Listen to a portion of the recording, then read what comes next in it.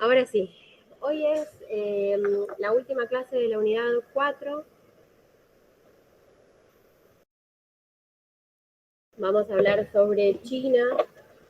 Es otro de esos países que yo les dije que son extremadamente largos en el manual, así que como sugerencia, primero traten de fijar bien lo que son los espacios geográficos y recién ahí pasar a todo lo que son los atractivos turísticos, porque se les pueden generar algunas confusiones, así que por ahí les sirve más organizarse de esa forma.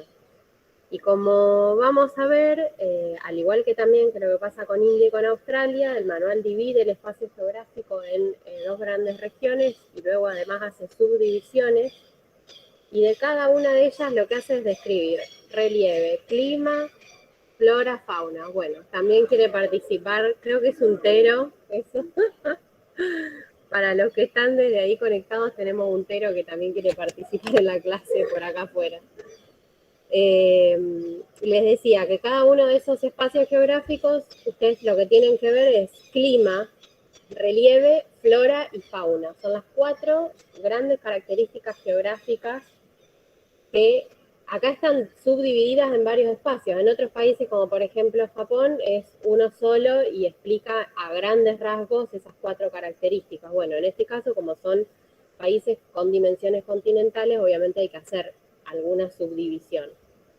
Pero bueno, por ahí a ustedes los ayuda más tener ese esquema así más grande, siempre relieve, clima, flora, fauna. Siempre son las 4 cuestiones que hay que tener en cuenta de todos los países antes de abordar lo que son los espacios turísticos.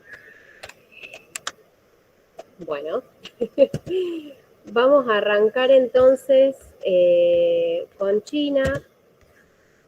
Es un país de Asia Oriental.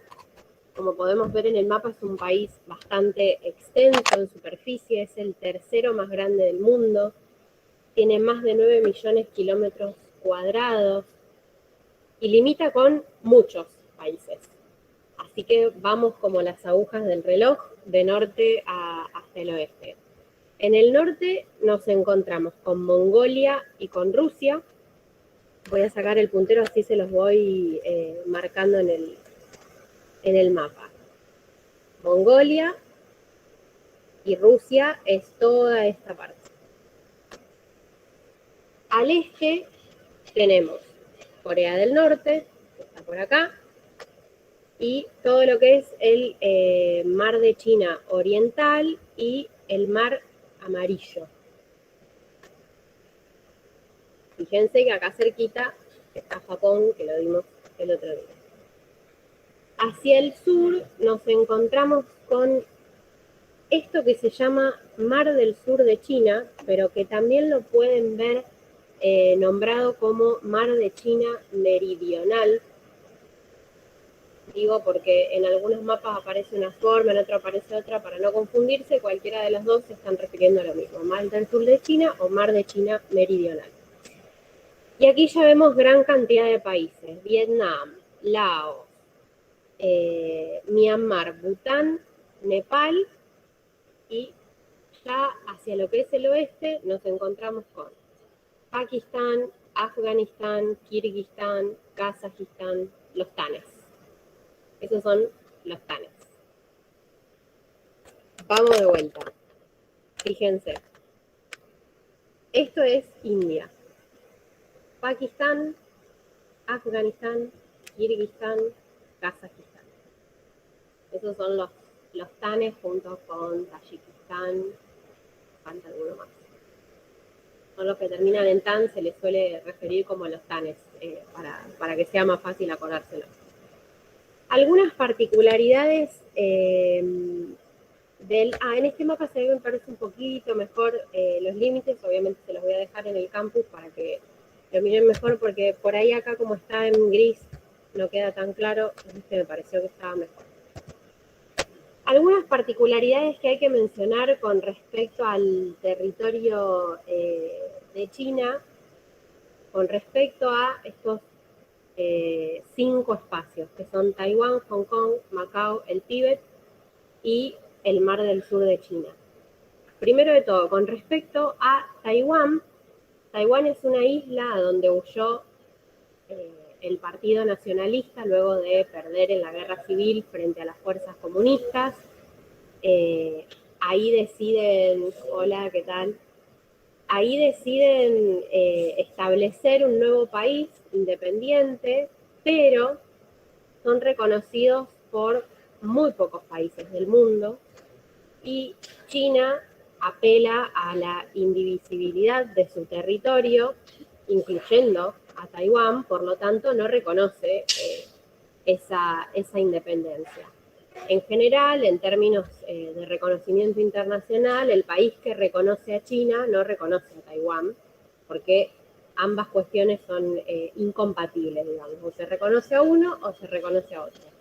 La mayor cantidad de países del mundo reconoce a China, no a Taiwán, pero bueno, se los quería comentar que es algo que, por ejemplo, ustedes si miran estadísticas en términos de el PBI per cápita, van a ver que Taiwán aparece separado de China y que Hong Kong y Macao también aparecen separados de China en las estadísticas. Ahora vamos a ver por qué.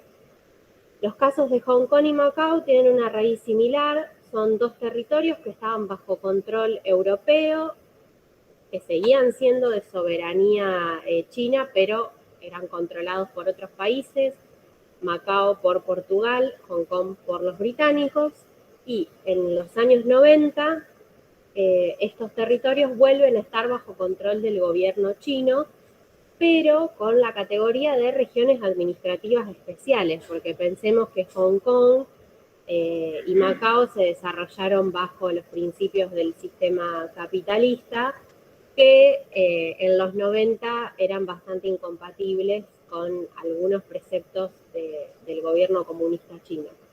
Es por eso que se mantuvieron como regiones administrativas especiales con algunas autonomías en algunas cuestiones que fueron negociadas aparte con ambos países europeos. Y luego tenemos el Tíbet.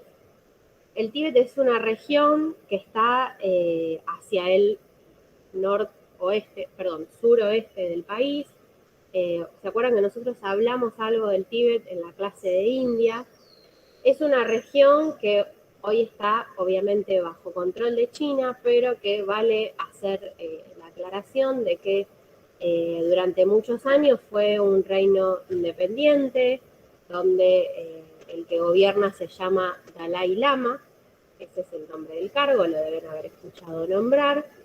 Hoy el Dalai Lama está exiliado en India, es decir, el gobierno del Tíbet es un gobierno en el exilio. India ha sido el país que acogió a ese gobierno en el exilio y reclaman obviamente su independencia, pero no son reconocidos por ningún país del mundo, lo que no quiere decir que no despierten varias simpatías, porque el Dalai Lama, con toda la carga religiosa que tiene detrás, que es un exponente de una forma de budismo particular, obviamente que es recibido por las grandes personalidades del mundo, se genera muchas simpatías, pero por el momento no se ha reconocido la independencia de ese país. Y sí es verdad que el gobierno chino ha llevado a cabo algunas políticas para reducir un poco el carácter étnico homogéneo que tiene ese país no, estoy diciendo mal, esa región, y asimilarlos más a la cultura china. Es una cuestión que tiene que ver también con mantener el control de ese territorio. Pero bueno, eso también se los quería aclarar. En el libro está bien explicadita la historia del Tíbet, la leen con un poquito más de tranquilidad, pero bueno, para que entiendan que es una región sobre la que hay pendiente un conflicto que no ha sido resuelto. Y con respecto al Mar del Sur de China, más allá de que las islas que están en el Mar del Sur de China no son trabajadas por el manual, sí es importante que yo les comente que hay varias islas en el Mar del Sur de China que China reclama para sí y otros países también. Así que en esa región del planeta hay varios reclamos de soberanía pendientes que no han sido resueltos. Es una región bastante caliente en términos de geopolítica, de enfrentamientos, así que bueno, se los quería mencionar para que lo tuvieran en cuenta. Bueno, Beijing obviamente es la capital, Beijing o Pekín es la capital del país. Su forma de gobierno es un poco complejo de explicar en una sola clase lo que implica el gobierno chino, pero voy a intentar. En 1949 triunfan las fuerzas comunistas en el país. Previo a eso, en 1912, había sido derrocada el último emperador chino y había sido establecida una república, desde el 49 una república comunista, donde el Partido Comunista Chino tiene un gran dominio sobre la vida política, social, económica del país. Tiene una estructura excesivamente jerárquica en el sentido de que hay muy pocas personas que terminan efectivamente tomando las decisiones. Es bastante rígida, aparte esa estructura, muy verticalista. Hoy en día el presidente de la República Popular China, que es la denominación oficial, es Xi Jinping, que hace desde 2013 que está gobernando el país. El acceso al poder de los presidentes se realiza por medio de una, si se quiere, acumulación de poder. Sí. El anterior, bueno, ahora vamos a hablar de Mao, dejémoslo ahí. Ahora lo hablamos cuando hablemos un poquito de la historia, para no confundir. Hoy el presidente es Xi Jinping. Para acceder al poder, los presidentes chinos tienen que acumular una serie de cargos que son el de jefe del partido comunista, jefe de las fuerzas militares y luego son presidentes. Es una manera un poco rara para nosotros que estamos tan acostumbrados a las democracias electorales y demás, pero bueno, para que sepan, porque en el libro habla que hay una asamblea del pueblo y no explica demasiado, digo, la gente no vota, a eso voy. Digo, o sea, el acceso al poder es muy distinto, y en el libro es pasado un poco medio por arriba y se los quería explicar para que no quede como en el aire esa cuestión. Con respecto a su población, es un país extremadamente diverso desde el punto de vista étnico. Nosotros acá en esta imagen, en todos esos distintos colores, vemos las diversas etnias que viven en el país. Son muchas. Hay un claro predominio de la etnia Han, H-A-N, que es la etnia considerada como verdaderamente china. Fijémonos que es la de color celeste más clarito, que es la que domina en todo lo que es la panza de China y la zona de Manchuria al norte. Y después también tenemos tai, tibetanos, mongoles, manchúes, coreanos, yugures, kazakos. Bueno, son muchísimas las etnias. Esto tiene que ver un montón, obviamente, con su historia, con la gran extensión territorial que ocupa. Y esto obviamente también determina que haya una cierta diversidad en términos religiosos. El taoísmo es la religión propia de los chinos, aunque también vemos mucho budismo. Hay algo de catolicismo y de protestantismo, muy poquito. Hay también algunas etnias que practican la religión islámica, por ejemplo los uigures, que están en el norte del país y que son considerados además como terroristas por el gobierno chino, dado que quieren independizarse y además llevan a cabo algunas estrategias para independizarse un tanto violentas. Es uno de los temas a resolver al interior del país. Y cuando hablamos de religión, no puedo dejar de hablar del confucianismo. Confucio fue un gran pensador de la edad antigua china que sigue influyendo al día de hoy en la vida de todos los chinos, en muchas de sus costumbres. Y esta particular filosofía de vida tiene algunas cuestiones que podemos relacionar con las cuestiones religiosas.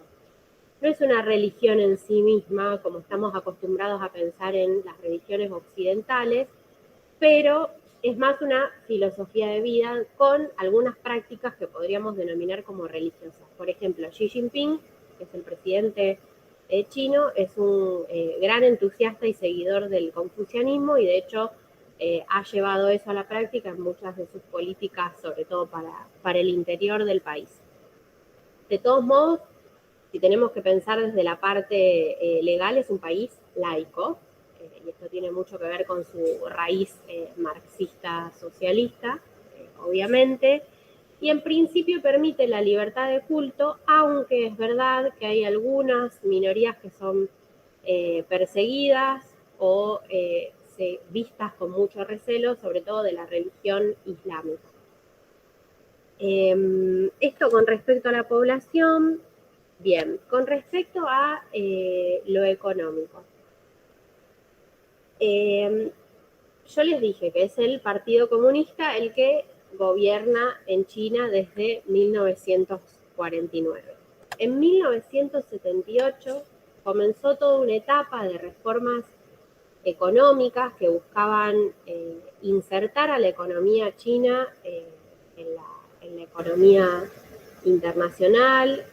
Fueron reformas de corte más liberal, tendientes a que algunas regiones del país puedan empezar a liberalizarse el comercio hacia el exterior. Estas reformas económicas, desde el 78 a hoy, fueron forjando lo que hoy conocemos como la economía china. Estas reformas económicas también han logrado sacar masivamente gente de la pobreza. Pensemos que es el país más poblado del mundo. Y obviamente eso llevó a que hoy sea la segunda economía en términos del Producto Bruto Interno, es el primer exportador a nivel mundial, tiene todo un desarrollo ahora también en la parte financiera bastante interesante y mucho más relacionado con países del mundo desarrollado más que del mundo en desarrollo. Tiene altos porcentajes de crecimiento económico interanuales. Yo no recuerdo si en algún caso el libro lo menciona, pero por las dudas se los aclaro. Muchas veces se habla de una economía que crece a tasas chinas. Esas tasas chinas son los porcentajes de crecimiento interanual que son bastante altos en China, obviamente que han sido, eso bajó mucho con la pandemia, pero también impone algunos desafíos a futuro de si realmente esas tasas de crecimiento son tan sostenibles a lo largo del tiempo. Su economía tiene un gran desarrollo, sobre todo de lo que es la agricultura, que está dirigida específicamente hacia su sector doméstico para satisfacer las necesidades internas de la población, y las exportaciones están altamente dominadas por lo que son las manufacturas, la industria de manufacturas, es lo que nosotros hoy vemos que nos llegan acá de los productos chinos, pero que en los últimos años ha empezado a desarrollar bienes con componentes tecnológicos de avanzada, todo lo que es la industria automotriz, que en general son industrias que también se identifican más con países desarrollados que en desarrollo. Y yo les dije que hay muchas incógnitas con respecto al futuro de la economía china. Hoy en día China está atravesando una crisis energética que tiene que ver con que las altas demandas de energía que están experimentando hoy, luego del parate de la pandemia, China no las puede terminar de cumplir con su industria, sobre todo del carbón, que no se adapta muy bien a estos picos de la demanda. Y eso está generando que, además de apagones en el país, en algunas regiones del país, que también haya apagones en algunas fábricas del país, lo que determina que haya faltantes a nivel mundial de materias primas, de un montón de productos. Y ese es un desafío más bien actual, coyuntural, ¿no? Porque realmente va a resolver, creería. Pero si tenemos que pensar más en el largo plazo, es una población que ha empezado a envejecerse. Le pasó a Japón, las proyecciones dicen que le va a pasar a China también, lo que implica serios desafíos también para su economía, sobre todo para el tema fiscal, porque hay que sostener esa población que no está más en el mercado laboral. Y sobre todo el tema medioambiental y todavía de las grandes cantidades de población que viven en condiciones de pobreza. Hay muchos desafíos sociales todavía por cumplir, si se quiere, en China. Y si pasamos... Sí, eso se llevó a cabo durante muchos años. Bueno, no sé si escucharon los que están ahí en la compu, me preguntaron por la ley de control de natalidad, que se podía tener solo un hijo. Y eso, a medida que pasó el tiempo, se fue relajando. Una de las cuestiones tiene que ver con esto que les estoy diciendo, que las proyecciones les empezaron a dar que de acá a 10 años van a tener una población envejecida, entonces esas restricciones las tuvieron que relajar. También pensemos que esas restricciones de control de natalidad que tuvieron que ver con la gran explosión demográfica que tuvo en un momento China, eh, tienen todo un impacto en la cultura china, porque son leyes que se están llevando a cabo hace muchísimos años, y no es fácil que con una ley que vos la relajes, después la gente empiece a tener más hijos, no es solo saco la ley y listo. O sea, hay muchas cuestiones que intervienen.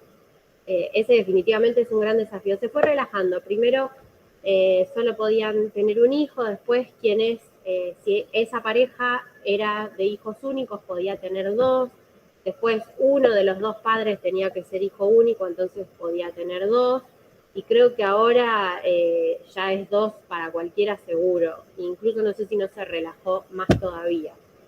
Eh, pero es una política que se ha ido relajando a lo largo de los años porque claramente hoy en día ya no les es más funcional para nada. Bueno, la historia china. De vuelta tenemos otro de esos países con una historia milenaria, difícil de abarcar en una sola clase. Vamos a intentarlo. El manual lo divide en tres grandes etapas, que es la China antigua, la China imperial y la China republicana. La China antigua, ¿por qué pongo el signo de pregunta ahí de cuándo comienza? Y porque hay que hacer un juicio de valor ahí respecto de a dónde ponemos el comienzo. Primero de todo porque en 1920 se hallaron restos de hombres y mujeres indígenas que datan de 250.000 a 500.000 años atrás. O sea, estamos hablando de lo que se conoce como el hombre de Pekín, que es una de las formas más primitivas de vida humana que se conoce hoy en día, es decir, dónde ponemos el comienzo de esa China antigua, en el 250.000 años atrás. Hay pruebas también de que 6.000 años atrás ya había comunidades cazadoras, recolectoras, viviendo en el país, y el manual efectivamente pone ese comienzo en el 3000 antes de Cristo, porque ya había una agricultura mucho más sistematizada, lo que hace que ya las poblaciones no fueran nómades, sino fueran más sedentarias. Ya había construidas algunas aldeas en todo el territorio, y eran poblaciones que ya estaban utilizando el bronce y explotando todo lo que es la técnica del gusano de seda, que es una de las industrias que es la textil, por las cuales mejor se conoce a China. En el 200 antes de Cristo es donde ubicamos el antecedente directo de lo que es la China imperial, con lo que se conoce como la dinastía Joseon, que fue fundada por un señor que se llama Zhu el Grande, que es el que ustedes ven en la foto por acá. No es una foto, en realidad no, creo que no lo tengo que aclarar. Es una imagen que está pintada sobre tela. Lo interesante de esta primer dinastía, que todavía no podemos decir que es de la China imperial, es un antecedente, digamos. El antecedente directo de la dinastía imperial desarrolló un sistema de escritura propio con más de 2.500 vocablos. Esto tiene un interés particular, sobre todo para los antropólogos y los arqueólogos, porque es el registro más primitivo que se tiene de un sistema de escritura bien estructurado. Y acá ya arrancamos con la China imperial, que son más de 2.000 años de China imperial, entre el 2021 a.C. y el 1912. O sea, son muchísimos años en los cuales se sucedieron muchas dinastías imperiales, es decir, muchas familias distintas que gobernaron en China, e incluso tuvo un emperador de origen mongol, porque al igual que India fue un país que estuvo siempre al asedio de los mongoles. De hecho, hoy en día, obviamente, hay muchos mongoles también viviendo en el país. El primer emperador, propiamente dicho, se llamó Shi Huangdi, era proveniente del estado occidental de Qin, que es de donde proviene el nombre por el que hoy conocemos a China, y fue el que, por un lado, encomendó construir el ejército de terracota, esto vamos a hablar, no voy a spoilear, y comienza a construir la Gran Muralla, una especie de antecedente un tanto rudimentario de la Gran Muralla, hecho más con tierra, no tanto con ladrillo y piedra como lo vemos hoy, pero la construcción de la Gran Muralla tiene su antecedente acá, en la primera dinastía imperial. Y después, si tenemos que mencionar algunas dinastías relevantes o importantes para destacar, son varias. El manual las trabaja a todas de forma bastante resumida, igual las trabaja, pero bueno, yo les comento de algunas. Por ejemplo, la dinastía Han. Recordemos que la etnia Han es la más predominante hoy en China. Bueno, la dinastía Han tiene que ver con ese predominio. Gobernaron durante 400 años, en la época en la cual empieza a ingresar el budismo al país, que en un momento fue la religión prioritaria de la población. Hoy en día no es más así, pero obviamente hay muchísimas personas que practican el budismo. Y esta es la dinastía en la cual se empiezan a desarrollar todos los estudios astronómicos, que es una de las cuestiones por las cuales se conoce a la población china, al imperio chino.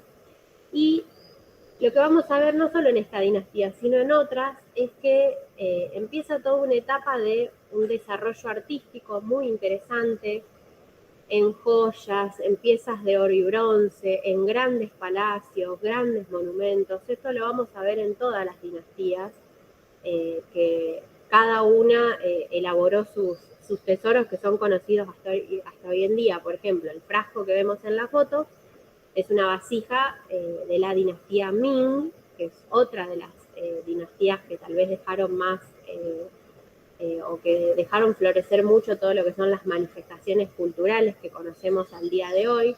Es la dinastía que gobierna luego de que logran derrotar a los mongoles y sacarlos efectivamente del país. Reinaron durante 3 siglos y dejaron muchísimas obras de infraestructura y también mucha expansión del comercio de China con otros países de la región. En este momento me parece interesante mencionarles lo que fue la Ruta de la Seda. La Ruta de la Seda era una ruta comercial que unía China con Europa. Es una ruta comercial, pero también es mucho más si nos ponemos a pensar en que por esa ruta también circulaban muchas ideas, se conocían los desarrollos que estaban haciendo los chinos con respecto, no sé, a la pólvora o a todo lo que es el arte chino, y a su vez los chinos conocían lo que los europeos estaban haciendo. Es una ruta que se las traigo a colación porque tiene una historia toda bastante particular, hay bastante mística también detrás de lo que es la Ruta de la Seda, y hay muchísimos recorridos turísticos que tienen que ver con esta Ruta de la Seda, que hoy además ha sido reeditada por el gobierno de Xi Jinping con un objetivo ya más geopolítico, pero en su base está ese comercio y esa conexión con todo lo que es el mundo occidental. Y por último, la última dinastía que voy a mencionar, la dinastía Ming es la que comienza la construcción de la ciudad prohibida, que hoy está en Pekín. Después vamos a hablar un poquito más de ella porque es un atractivo turístico muy, muy interesante. Y ahora sí, la última dinastía que voy a nombrar es la dinastía Manchú de los Qing. Es la última dinastía imperial antes del periodo republicano del país. Es la dinastía que expande los valores confucianos a todos los aspectos de la vida de los chinos. Además, es la dinastía que más se expande en cuanto a territorio tal y como lo conocemos hoy de China, y También de vuelta muchas manifestaciones artísticas, en particular todo lo que son calígrafos, arquitectos, se desarrolló bastante en esa época.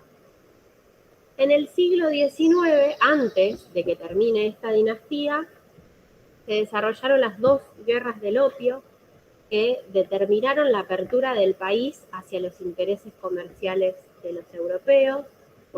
Las dos guerras fueron perdidas por los chinos. Los europeos además incentivaron muchos saqueos en el país, la destrucción de algunos de los monumentos históricos del país, así que es una época de humillación, así la llaman los chinos. Para ellos es una historia una parte un poco oscura de su historia esa. Y ya ingresando más al siglo XX, a principios del siglo XX, empiezan a tener mucha cabida las ideas republicanas en el país. En particular, quien expandió estas ideas, o el gran expositor de estas ideas en esa época, fue Sun Yat-sen, que impulsó todo un movimiento republicano para destituir al emperador, cosa que efectivamente consigue en 1912, a partir de una revolución. Al principio con una pretensión de unión entre las fuerzas nacionalistas y comunistas, cosa que luego esa unión se va a convertir en desunión, porque fueron muchos años de guerra civil entre ambos bandos, los nacionalistas y los comunistas. Más o menos podemos ubicar el periodo de la guerra civil entre la década del 20 y fines de la década del 40, 1949. Y solo hay un breve interregno, que es el de la Segunda Guerra Mundial, cuando Japón invade Manchuria, que es una parte del territorio chino, y ahí las fuerzas comunistas y nacionalistas se unen para combatir al enemigo del común, terminan de combatirlo y vuelven a la guerra civil hasta el 49. Ahí efectivamente en el 49 triunfan las fuerzas comunistas, comienza todo este periodo de gran influencia del Partido Comunista en el país. Las fuerzas nacionalistas quedan instaladas en Taiwán. Y acá comienza también la época del liderazgo de Mao Zedong, que es lo que me preguntaba el compañero, hasta los años 70. Esa es la primer, si se quiere, etapa de la China comunista. En los años 70, con la muerte de Mao Zedong, asume Deng Xiaoping, que es considerado el líder reformista. Es el que comienza con toda esta serie de reformas económicas, buscando insertar a China en el sistema capitalista, aunque obviamente con características chinas. Obviamente no estamos hablando de los principios liberales a los que estamos acostumbrados. Y luego de Deng comienzan a gobernar una serie de líderes. En China hablamos de generaciones de líderes, no hablamos ni de administraciones ni de presidencias, hablamos de generaciones de líderes que hasta el día de hoy obviamente continúan con esa gran expansión de las reformas, algunos adhiriendo un poco más, otros un poco menos, pero seguimos hasta el día de hoy. Una particularidad de la historia china, un dato curioso, si se quiere, que a mí me llamó la atención: el último emperador chino fue un niño de 6 años, que lo ven ahí en la foto, acá abajo, vestido con su ropa imperial aparte. Se llamó Pu Shi. Él tenía 6 años cuando Sun Yat-sen gana efectivamente la revolución y logra deponer al emperador, desde ya que gobernaba a través de un consejo regente, no gobernaba el niño de 6 años. Pero bueno, es una práctica que ustedes van a ver en el libro bastante escuchada durante las dinastías, porque se morían los emperadores y el heredero al trono era un niño menor de edad, entonces se formaban esos consejos regentes. Pu Shi, luego de que es depuesto, en 1934, cuando Japón invade Manchuria, hace un acuerdo con este último emperador chino y lo pone como emperador del Manchukuo. que era como una especie de estado vasallo de Japón. Cuando Japón pierde la Segunda Guerra Mundial, es encarcelado Puyi por las fuerzas comunistas, obviamente porque era un enemigo que había transado con los japoneses, ¿no? Y cuando lo liberan, vivió el resto de su vida como jardinero, de emperador a jardinero. Esa fue la vida de este emperador. Me pareció interesante contárselas como dato curioso de la historia china. Bien, y ahora sí vamos al espacio geográfico, que les dije que era un poco complejo, pero bueno, cualquier cosa me van preguntando. Como primer gran división del espacio geográfico, tenemos que referirnos a la China del Este o interior y a la China del Oeste o exterior. Les pido extremo cuidado en esta división porque puede resultar un tanto confuso. Nosotros hablamos que la China del este o interior es toda esta parte que está acá, todo esto. Es decir, todo esto. Y a nosotros nos puede parecer que esto es el exterior porque es lo que limita al mar, pero no es así. ¿Okay? Esta es la China del este o interior. Está pensada en términos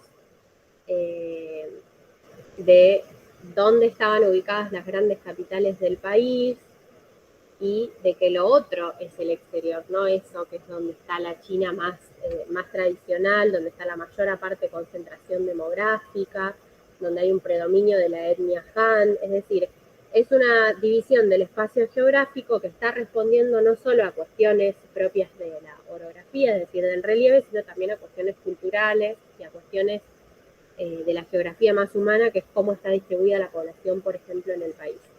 Y la China exterior, entonces ya estamos hablando de toda esta gran región, incluso una partecita por aquí abajo. Esta es la China exterior o del oeste. Me parece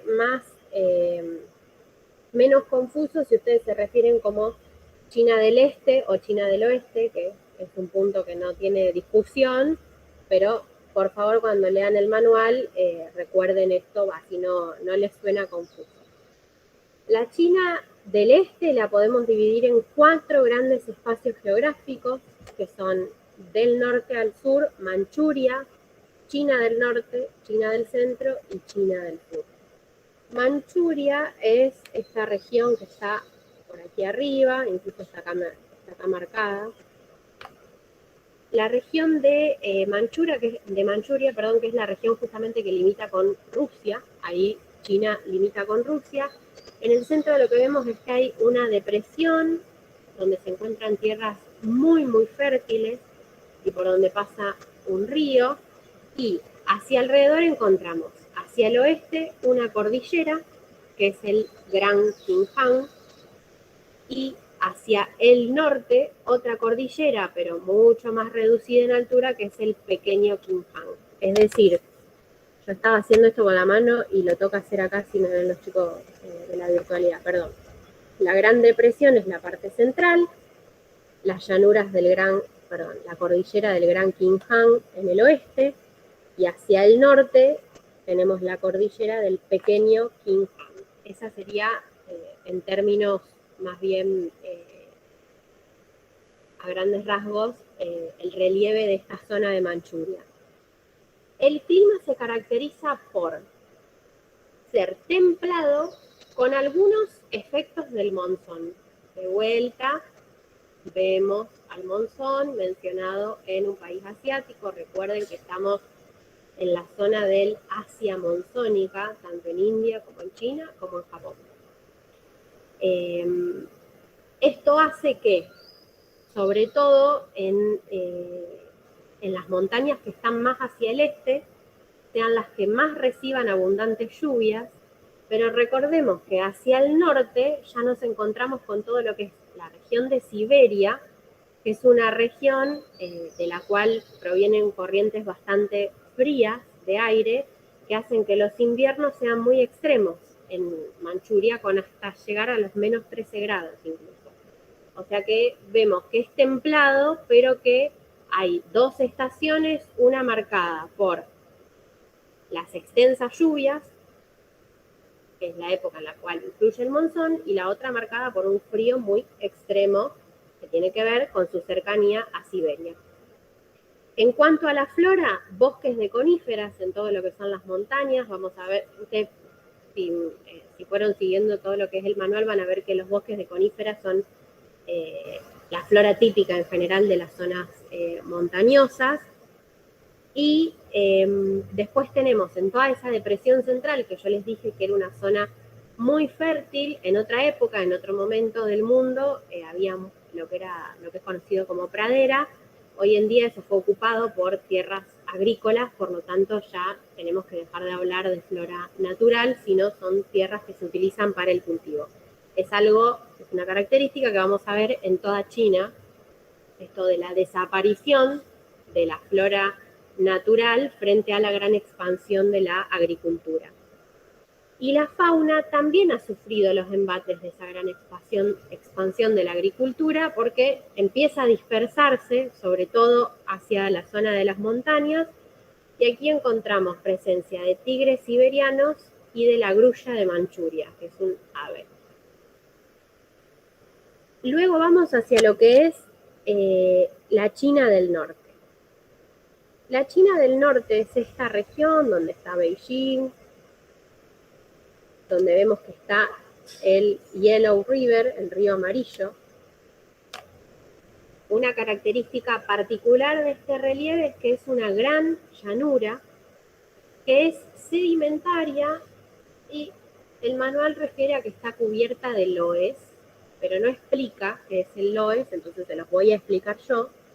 Es un depósito eólico que es muy polvoriento, de color amarillo, y que data de la época fría del Pleistoceno. Es decir, estamos hablando de una formación geológica del suelo particular que se llama loess. Lo que tiene el loess es que hace que las tierras sean muy fértiles. Entonces, en esta gran llanura, que está surcada por este río amarillo, que en chino es Huanghe, el nombre del río, es una zona agrícola muy, muy importante del país. Y además es lo que motivó que allí estén las mayores concentraciones demográficas, como por ejemplo la capital, que es Beijing. Tiene una particularidad este río, que es que en la época de abundantes lluvias, porque es una zona que también se ve afectada por el monzón, suele desbordar e inundar los terrenos circundantes al río, e incluso en algunos momentos de su historia ha llegado a cambiar el curso. Así que es un río que siempre se está ahí mirando con mucho cuidado y con mucha atención por los desastres que puede causar, y en otro momento era el gran mal del país, era el río amarillo cuando desbordaba, que generaba muchos desastres. En realidad, en general, los países que se ven más afectados por el tsunami son los países que tienen costas abiertas hacia los océanos. Es raro que un país donde hay mucho mar y hay muchas tierras circundantes llegue el tsunami con la fuerza con la cual ha llegado en Japón en el 2011 o en Sumatra, que fue en el 2004 o 2005. ¿No? Claro, exacto. Ahí un compañero me preguntaba si es una zona de tsunami. Recién expliqué por qué no. Para mí esta no es zona de tsunami. Sí, obviamente, el hecho de que tal vez haya un tsunami cerca puede hacer crecer los niveles del mar, pero es una cuestión temporal, no son las grandes olas. Me parece que no se ve afectado por eso. El tsunami es un fenómeno muy de países e islas que están con costas abiertas hacia el mar. En la zona de los Himalayas puede llegar a haber, en el resto de la llanura, no. La zona sísmica es la que está más hacia el suroeste, que es justamente donde está esta falla que genera el cordón del Himalaya. Bien, estábamos hablando de China del Norte, que les dije entonces, la característica relevante de esta región es la gran llanura que se ve atravesada por este río amarillo. ¿Cómo es el clima? El clima se llama templado de la costa oriental. Ese es el subtipo de clima que nos encontramos en esta región central. Enero es el mes más frío. De abril a octubre encontramos que las temperaturas son muy agradables. Sí. Perdón, profe. Sí. ¿Cómo era el clima? ¿Templado? El clima es templado de la costa oriental. Dije occidental. Gracias. Perdón si dije occidental, era oriental, pido disculpas. Templado de la costa oriental, les dije. Enero es el mes más frío, de abril a octubre es mucho más agradable y en julio, es decir, en un mes, se ve muy afectado por el monzón. Luego, durante el resto del año, las lluvias no son tan abundantes, pero es una zona que igual se ve afectada por el monzón en menos cantidad de tiempo tal vez que en otras, que es julio específicamente en esta parte. Y con respecto a flora, nos encontramos alguna presencia del bosque caducifolio, pero muy poca, porque de vuelta, al ser una región que es tan fértil, ha sido cubierta de tierras destinadas a la agricultura, por lo tanto la flora natural es muy, muy escasa. Y algo similar sucede con la fauna, lo que vemos en Manchuria, que en general el avance de la frontera agrícola ha hecho que también los animales queden muy dispersos e incluso algunos estén en peligro de extinción. Acá ya encontramos gatos salvajes, marmotas, roedores varios, castores, aves de hábitos migradores. Esa es toda la zona de China del Norte. La China central es la que está dominada por el río Azul, conocido como, vuelvo acá si les muestro, o el río Yangtze, que es este que está por acá. Ahí está Wuhan, por ejemplo, para que se acuerden cuál es esa región. Esa es la región de la China central. Este río Azul es el más extenso de China, nace en el Tíbet a más de 5.000 metros de altura y desemboca en el mar del este de China, donde está la ciudad de Shanghái. Es decir, tiene un recorrido muy extenso. Pensemos que el Tíbet está por esta zona y Shanghái está acá. Es el río más extenso del país. En particular, el relieve de esta zona está muy determinado por la presencia de este río, que vemos que en una primera parte se forma lo que se conoce como la cuenca roja de Sichuan, que es toda una zona donde el río se empieza a encajonar entre paredes montañosas de más de 4.000 metros de altura y debe su nombre a que hay una tierra con mucha concentración de arenisca roja, por eso su color rojo y de allí su nombre. Y luego continúa este río por una zona montañosa que es la cordillera, los montes Xingling, que allí estos montes, en realidad la persona que escribió el capítulo dice que generan una barrera climática, porque estos montes son los que determinan que el norte de esta región sea fría, sea seca y sea donde predomine más el cultivo de cereales, y que el sur de esta región sea una región mucho más cálida y húmeda y sea una región de excelencia para el cultivo, por ejemplo, del arroz y de algunas frutas tropicales también. Y luego el río entra en una zona de gargantas, que es donde adquiere una característica particular que lo hace uno de los ríos más profundos del mundo, porque adquiere una profundidad de 183 metros en algunos lugares de esta garganta, que se llaman las tres gargantas del río Yangtze, y luego vemos que el río termina desembocando en la zona de Shanghái. Se forma un delta donde está Nankín, que es esta zona, por aquí.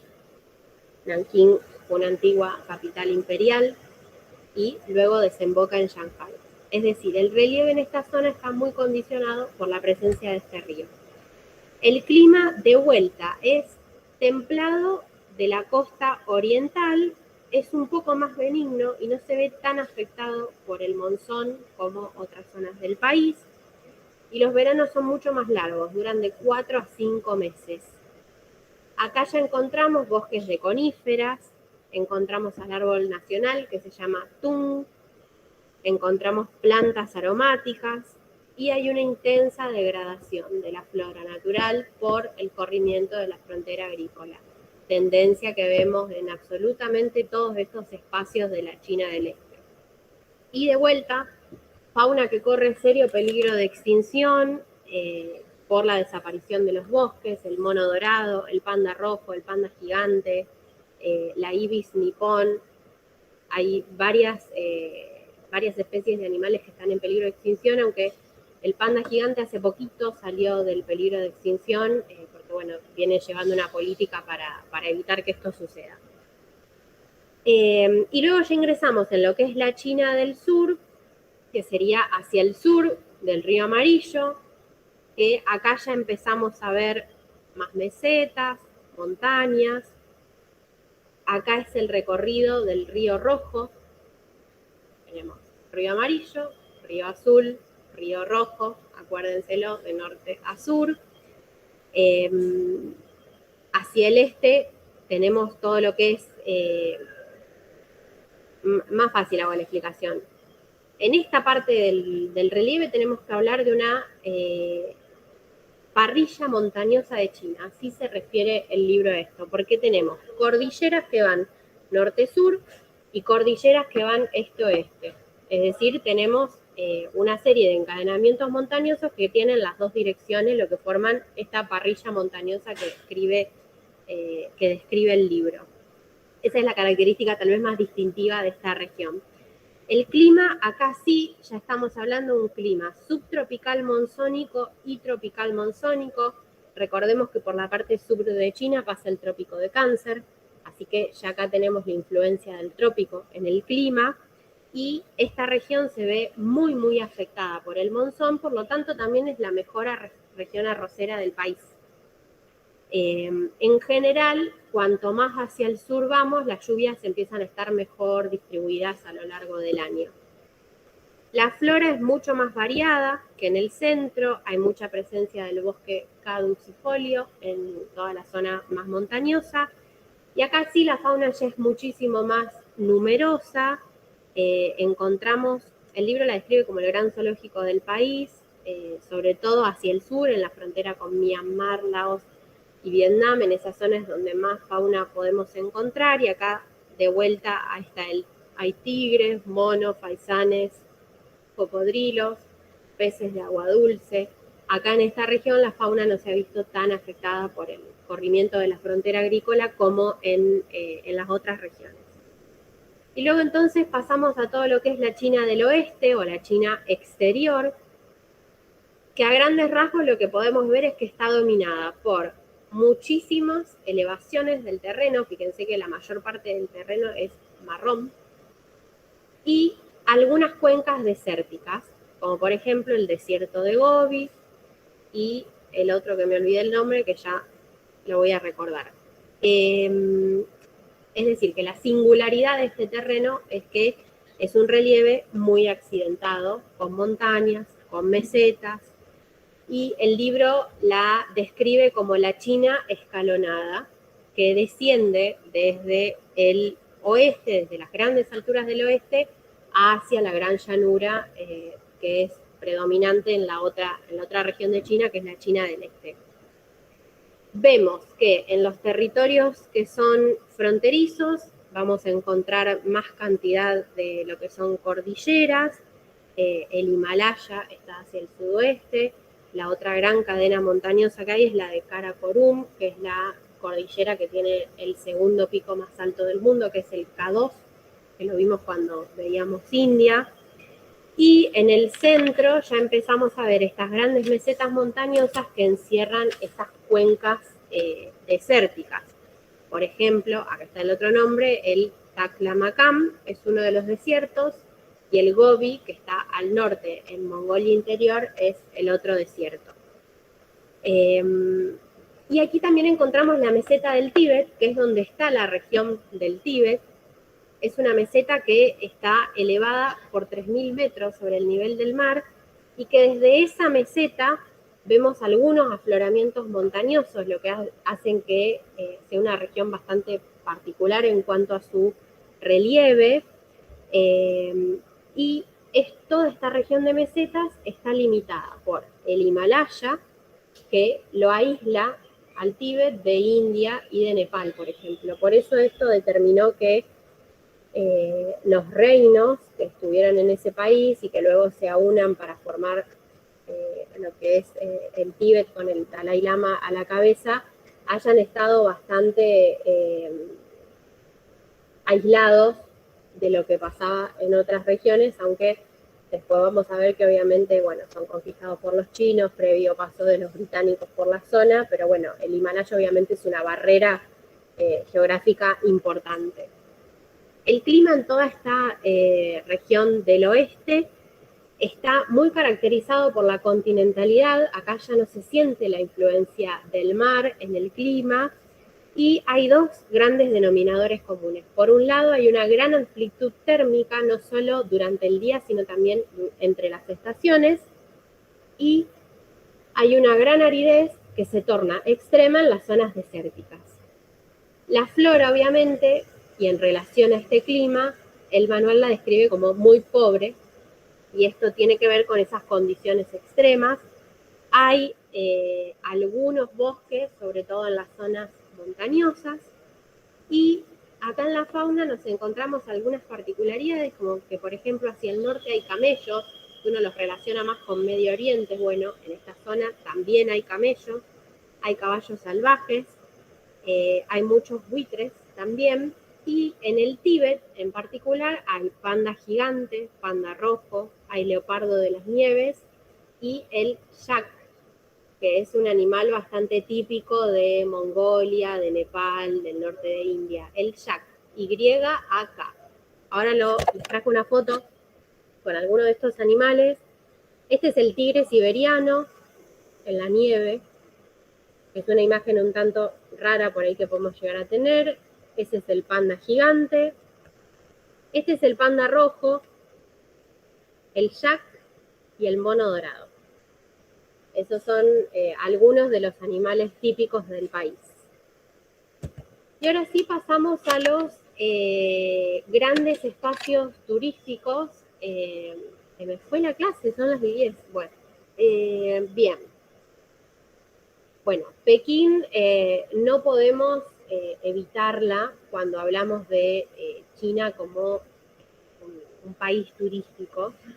Es una ciudad donde habitan 21 millones de personas, es una de las ciudades más grandes del mundo.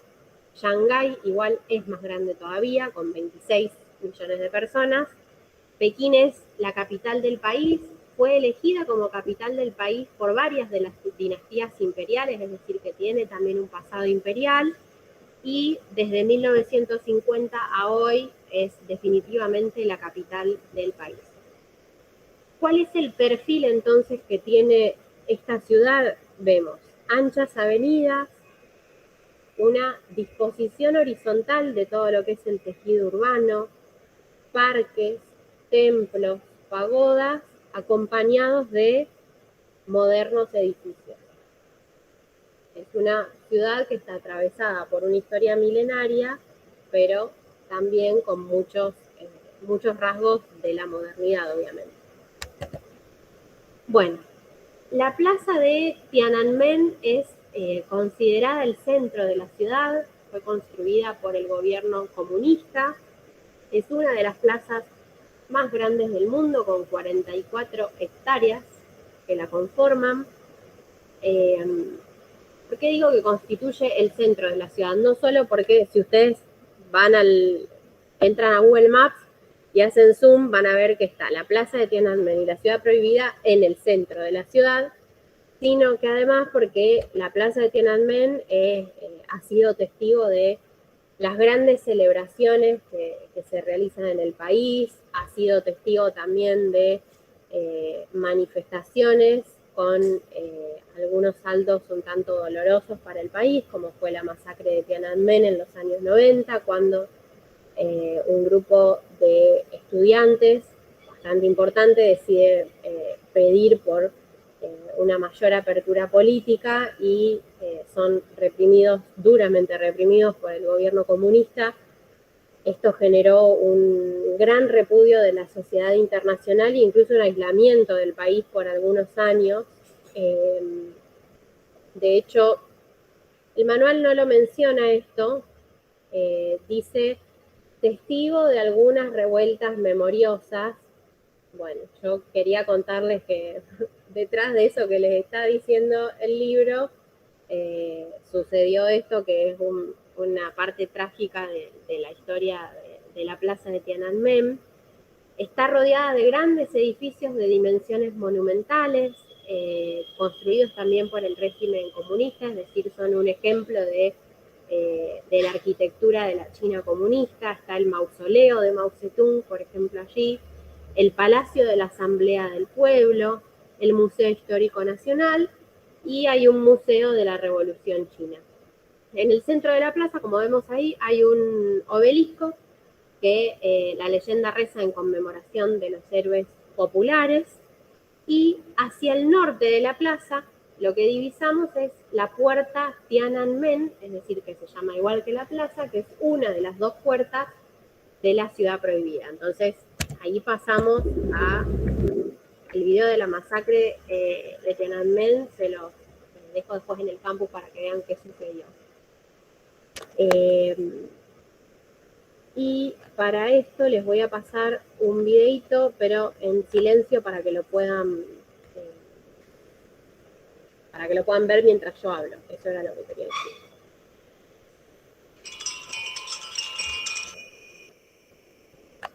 Bueno, la ciudad prohibida fue una ciudad construida por la dinastía Ming.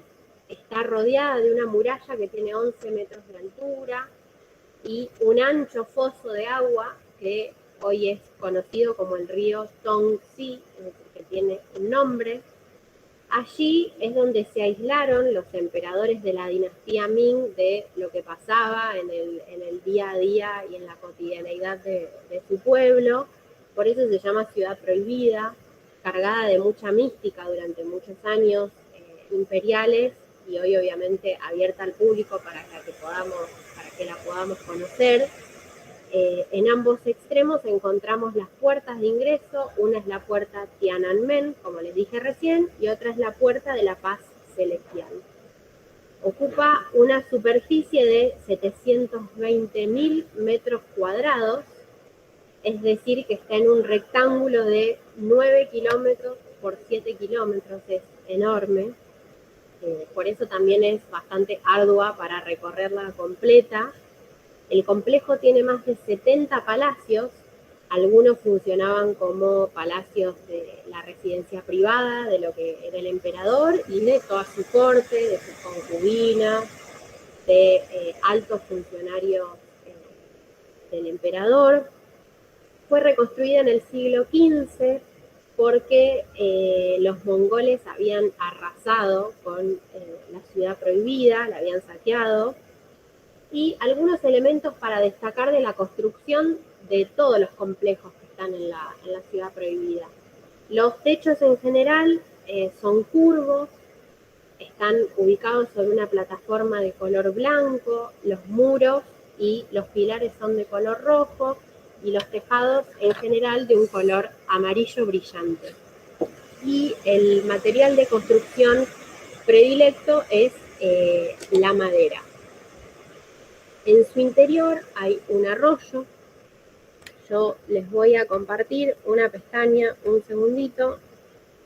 Este es el mapa de todo lo que es la ciudad imperial. Obviamente, se los voy a dejar en el campus.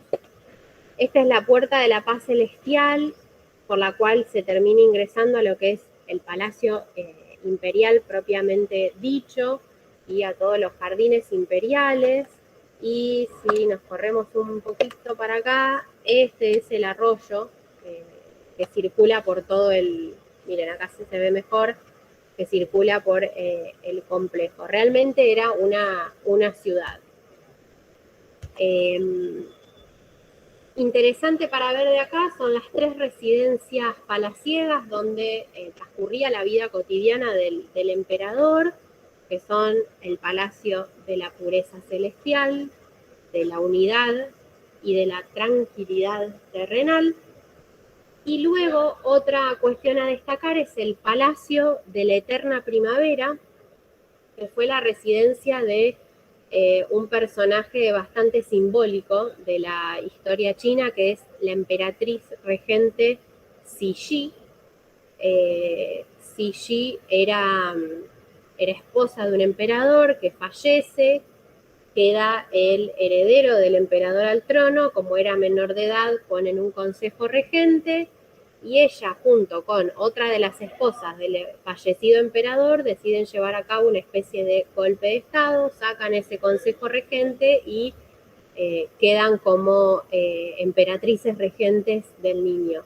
Se la conoce como la gran conspiradora, es una figura un poco polémica, si se quiere, para lo que es la historia de China, y fue la anterior emperatriz del último emperador de China. O sea, estamos hablando ya de la última parte de la historia del país. Bien, el video ya está. A ver. Bien. Ustedes van a ver que en el manual habla del Palacio de Verano, pero no los identifica como antiguo y viejo. Creo que ahí hay una confusión en el manual que les quiero transmitir para que cuando lo estudien no incurran en ese error. Hay dos palacios de verano en Pekín, uno antiguo y uno nuevo. El antiguo es el que está en ruinas, que fue destruido por un incendio. Esas ruinas se pueden visitar, están en un amplio espacio parquizado, donde además está muy cerquita la Universidad de Pekín. Es del, no me acuerdo de qué siglo es, pero creo que el manual lo dice, pero lo interesante es que fue destruido por las tropas franco-británicas, iba a decir anglo-británica, que es lo mismo, franco-británicas, en 1860, en una de las guerras del opio. Lo terminan destruyendo con un incendio y queda en ruinas. Esta emperatriz regente que yo les conté recién, Cixi, decide volver a construir el Palacio de Verano, pero en lo que se conoce como la colina de la longevidad milenaria. Allí está el nuevo Palacio de Verano, que este sí está todavía en pie, que acá lo estamos viendo, y que es particularmente muy lujoso, estanques con flores de loto, varios palacios, o sea, es un complejo, no es un solo palacio, hay pagodas también para visitar. Y, por ejemplo, uno de los detalles interesantes de ese lujo es este barco hecho completamente de mármol. Esto debe haber salido una fortuna para la época, es una expresión artística de este palacio de verano. En esta colina de la longevidad milenaria, donde encontramos el nuevo Palacio de Verano, también encontramos una pagoda, que es la pagoda de la fragancia de Buda. Y esta colina está a los pies de un lago, lo que hace que toda esta zona sea bastante atractiva visualmente. Y vamos a mencionar también que en Pekín hay, obviamente, lugares para visitar relacionados con la religión. Tenemos el Templo de la Nube Blanca, más identificado con el taoísmo, que es la religión que les dije que es particular de China, y el Templo de los Lamas, más identificada con lo que es el budismo tibetano. La Gran Muralla. Me quedan 10 minutos. Voy a hacer como rapidísimo.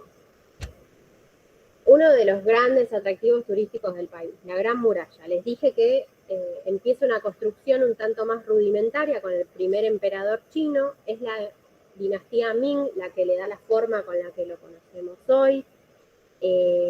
La muralla se ubica en una extensión de alrededor de 7.000 kilómetros hacia el norte de China, buscaba proteger al país de las invasiones de los mongoles. Está construida en su totalidad de piedra y de ladrillo, hay torres de observación cada una cierta cantidad de kilómetros, hay plataformas cada una cierta cantidad de kilómetros, hay templos, hay santuarios adentro de lo que es la Gran Muralla China. Y algo que les quiero decir es que no se ve desde el espacio, es un mito, el manual lo dice, pero hace algunos años se comprobó que eso no es así, el manual es un poco más viejo, no lo vamos a tampoco a castigar por eso, pero hace unos años se descubrió que eso no era así, no se ve desde el espacio. Acá ven bien todo lo que es el recorrido de la Gran Muralla China, fíjense que está hacia el norte del país y que hay algunas partes que no están unidas entre sí. En general, la mayoría de la muralla sí se terminó de construir y se construyó a lo largo de todas las dinastías, no solo la dinastía Ming, y bueno, cada dinastía le fue aportando un poco sus características. ¿Qué hay en Xi'an que nos interesa a nosotros? Lo que hay es esto, que es el gran ejército de terracota. Voy a poner el video y mientras hablo yo, el gran ejército de terracota fue construido en el siglo II antes de Cristo para formar parte de un mausoleo, que es el mausoleo del primer emperador chino, que estaba muy obsesionado con la vida después de la muerte, con la inmortalidad, más que con la vida después de la muerte, y decidió construirse un ejército de tamaño natural, aparte, quiero decirles, para darle batalla a la muerte. Esa era su explicación. Con el tiempo, la existencia de este mausoleo se convirtió en una leyenda y en 1974 un hecho fortuito, cuestiones del destino, hizo que un grupo de agricultores que estaba cavando un pozo en la zona golpea algo con la pala, algo duro, pensando que era una cabeza de Buda, y no era una cabeza de un Buda, sino era el gran ejército de terracota. El mausoleo sí ya había sido descubierto anteriormente. El mausoleo está a 1,5 kilómetros de donde está el gran ejército de terracota, es decir, que es un complejo enorme. Es uno de los grandes descubrimientos arqueológicos del siglo XX, el gran ejército de terracota. Hay 3 yacimientos en este lugar. El primero es el que contiene, que es el que estamos viendo en pantalla, es el que contiene más de 6.000 piezas de tamaño natural. Están elaboradas al extremo detalle, o sea, los pelos cambian, los rasgos de la cara cambian, la vestimenta cambia en función de qué cargo tenían dentro del ejército cada uno de estos soldados. Están todos mirando al este, aparte, en posición obviamente de guerra, con formación de ataque, y están acompañados también de armas de bronce, sí.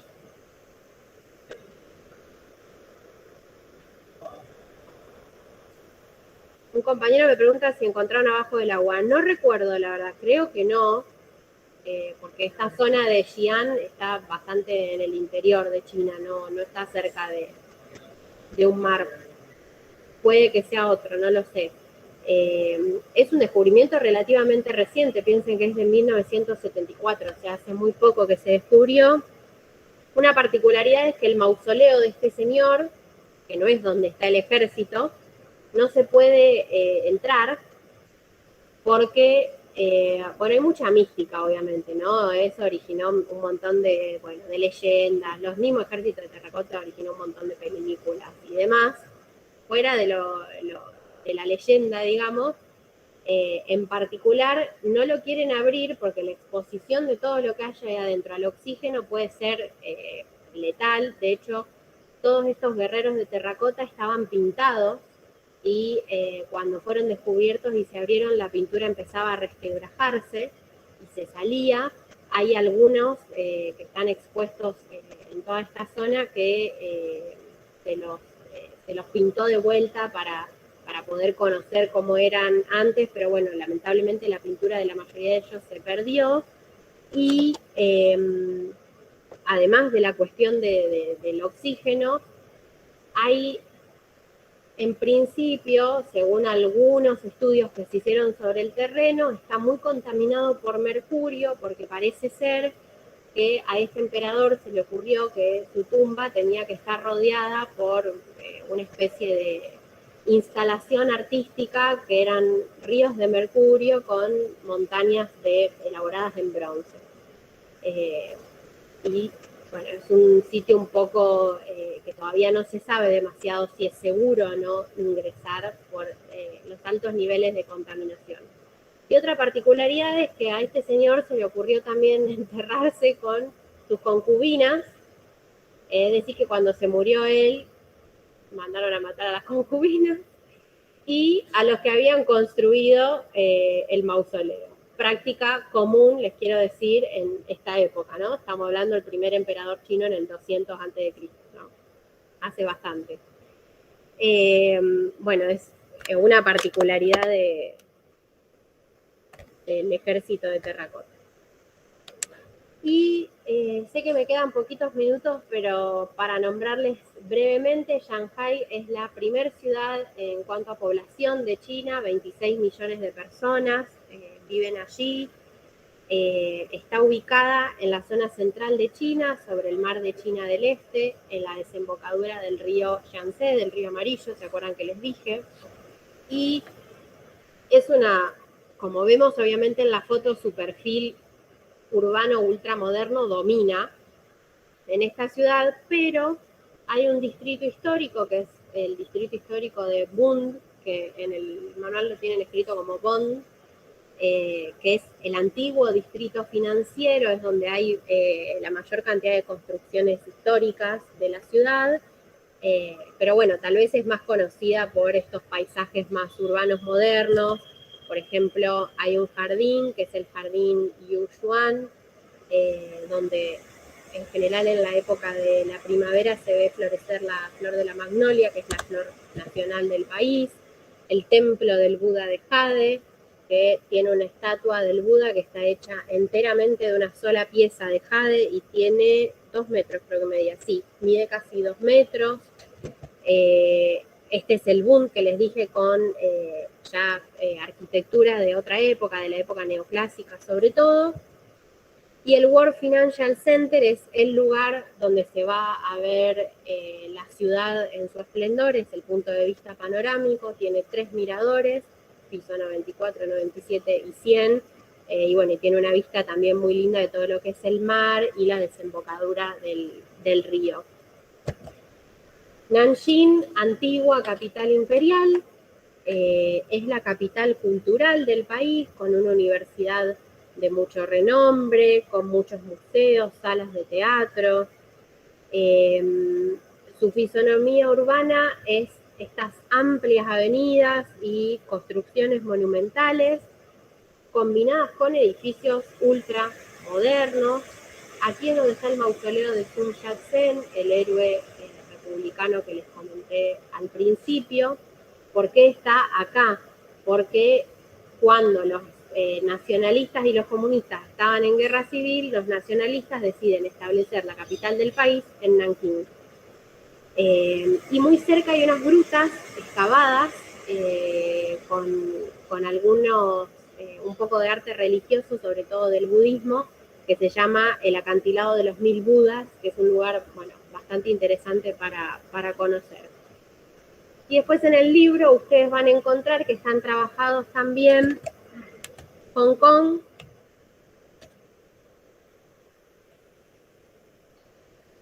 el video se los dejo, Macao.